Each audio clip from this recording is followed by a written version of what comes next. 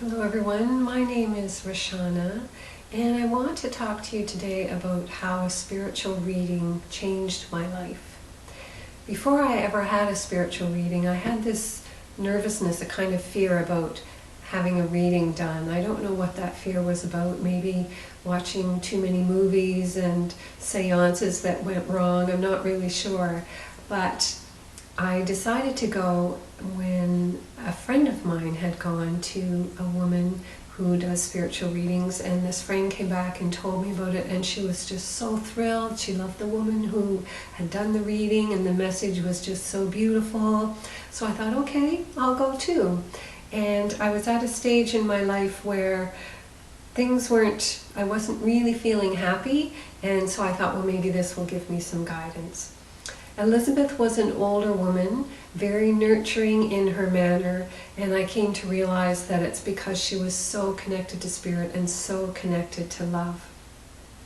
And because of my friend, I trusted to go to her and experience what was going to happen. And what actually happened really took me by surprise. I had been unhappy for about 8 years, and in this reading I found myself talking about my marriage. So it's not like she said to me, your marriage is going to end. She opened up space for me to honestly talk about my marriage. And in that moment, I realized that the reason that I'd been unhappy for 8 years was because of my marriage. I was in huge denial because I had 2 children. I didn't want them to grow up in a broken home like I had. But what I came to realize in that moment was that a piece of me was being lost, and spirit won't allow that to happen. And so as soon as I had that realization, my marriage was over. And in that moment, it changed everything for me.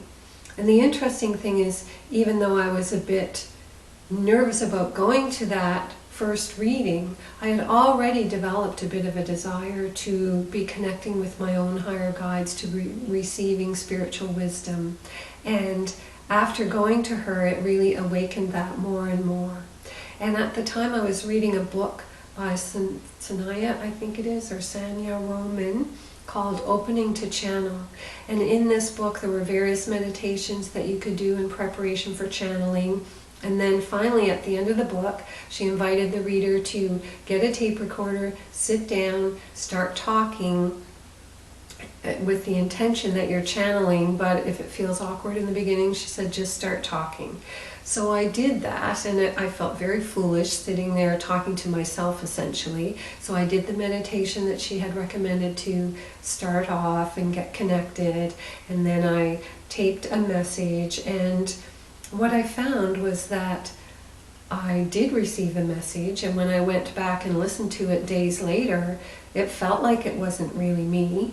And at the time I asked who the message was from, and I got the name Roshana, and I also got a symbol. And at the time my name was not Roshana. I've actually legally changed my name to that many years after that initial attempt at doing channeling. And as that went on and I kept playing with the channeling, I would connect for myself and look for answers for myself, but never really trusting that I was as connected as I now know that I am. For some reason, it was many years later, I had attended a face reading workshop. And after I did that workshop and learned how I can open up my own face and change the way things come into my life experience based on our face, which is really quite incredible, I was inspired to gather questions from friends and family and friends of friends and channel the answers. And so I started doing that. I would receive the questions, and when I channeled the answers, I would always send the answer back to the person who had sent me the question. I knew that this was going to be gathered to be put into a book, so I needed quite a bit of questions, quite a bit of material, so that I would have enough for a book. And the more I sent the channeled answer back to people, the more positive feedback I got about how accurate the information was, how it touched their soul, how they felt like they'd received a reading, how people were moved to tears.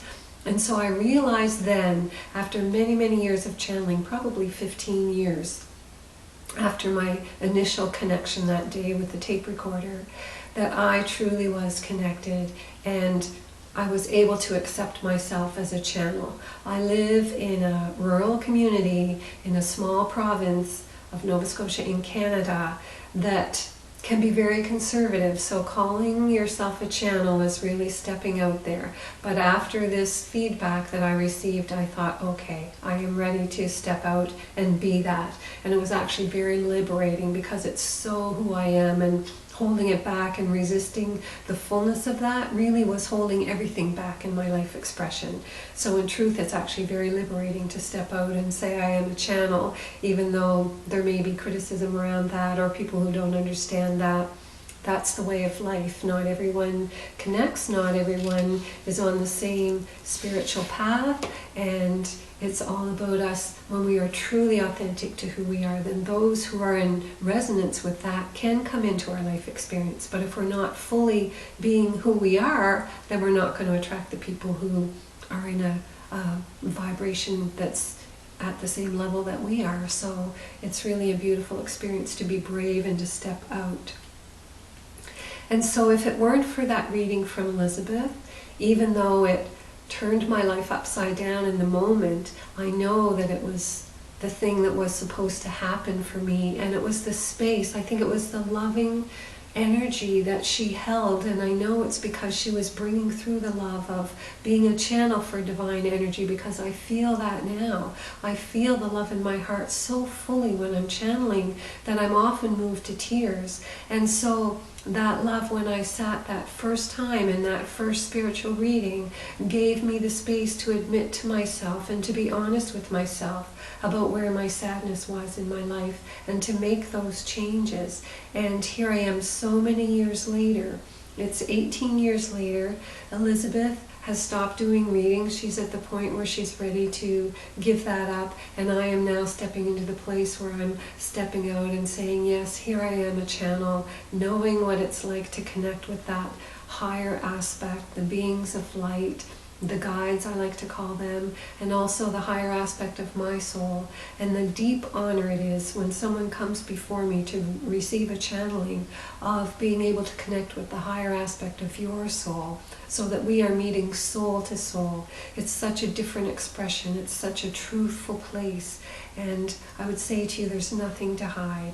I know some people feel like if you can really see into who they are, they're afraid of what you'll see. But in that level of existence, everything is pure love. There's no judgment. There's no criticism. Everybody's always doing the best they can in every moment. And this is what I've come to fully understand and embrace.